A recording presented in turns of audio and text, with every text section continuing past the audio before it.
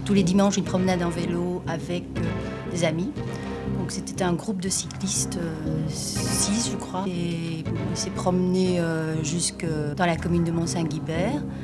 Et là, à cause d'un mauvais joint de la route, c'est-à-dire une partie bétonnée rejoignait une partie goudronnée qui, par la chaleur qu'il faisait ce jour-là, s'était soulevée.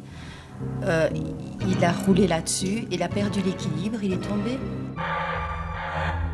Donc c'est vraiment cette route qui l'a tué.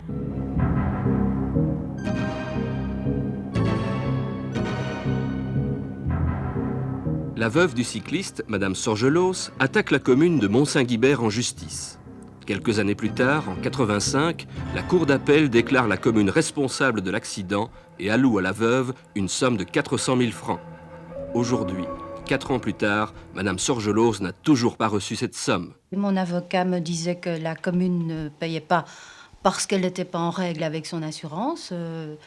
Et c'est tout, quoi. J'ai attendu.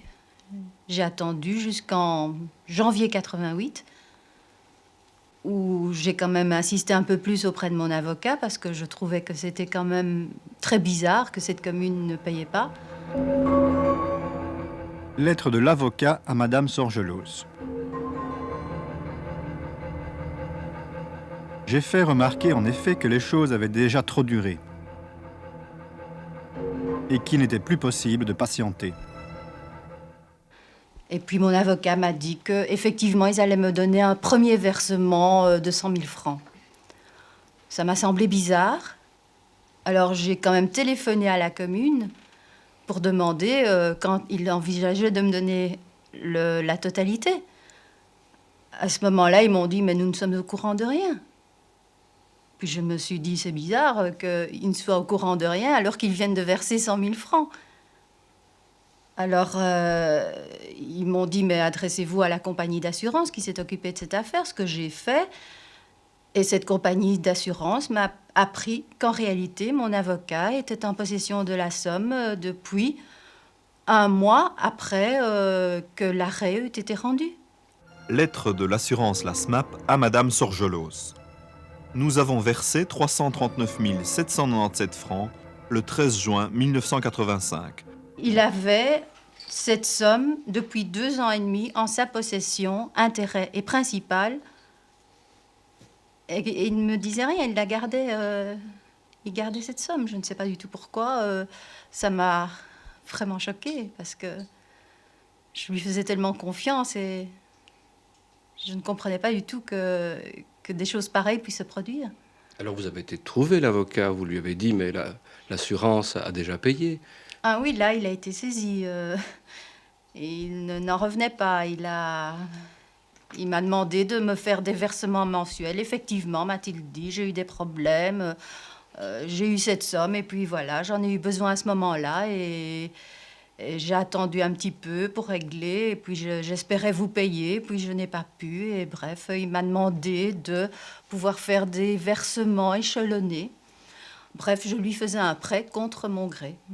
C'est comme ça que je l'ai compris.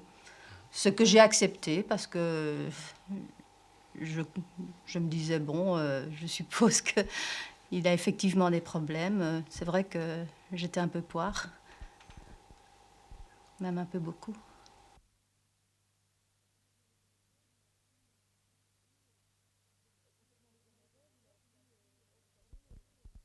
Concernant les honoraires, il a dit oh, vous savez, on peut réclamer les honoraires qu'on veut en tant qu'avocat, il n'y a pas de règles, etc.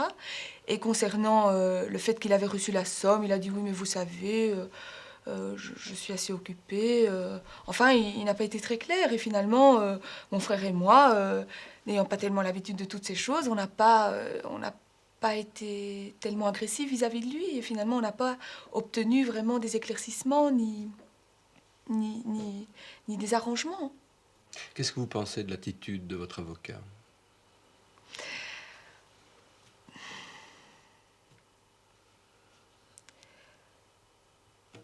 Ce que je pense de son attitude... Mais je pense que il a essayé, disons, d'obtenir de l'argent d'une manière relativement malhonnête. Et il y est presque parvenu. Et puis, voilà.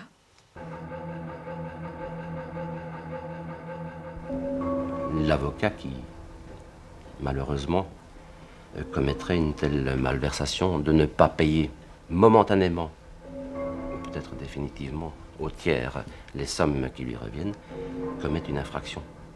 Il y a un recours, il y en a plusieurs des recours. C'est une infraction pénale.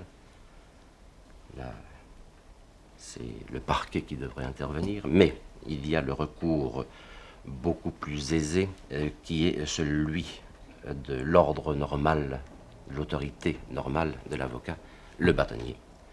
Si quelqu'un d'aventure, ça peut arriver, éprouve des difficultés avec son avocat, que ce soit des difficultés d'ordre financier ou d'autres d'ailleurs, en matière d'honoraires, comme nous allons en parler, qu'il sache qu'il a un recours auprès du bâtonnier de l'ordre dont l'avocat dépend. Un client qui estime que les honoraires de son avocat sont excessifs doit savoir et doit prendre la mesure de s'adresser au bâtonnier, n'est-ce pas? Et le bâtonnier, alors, est un premier juge de l'affaire. Et s'il estime que l'honoraire est manifestement, alors là c'est votre cas, ou abusivement exagéré, le bâtonnier, lui, peut déjà, encore une fois, enjoindre à son confrère de ramener ça à de justes proportions. Si le bâtonnier est hésitant sur l'abus qui pourrait avoir été commis, eh bien alors là, encore une fois, c'est le disciplinaire qui reprend, parce que la loi prévoit que si l'avocat taxe lui-même ses honoraires, le Conseil de l'ordre, s'il les estime abusifs, les réduit et peut même prononcer une peine disciplinaire.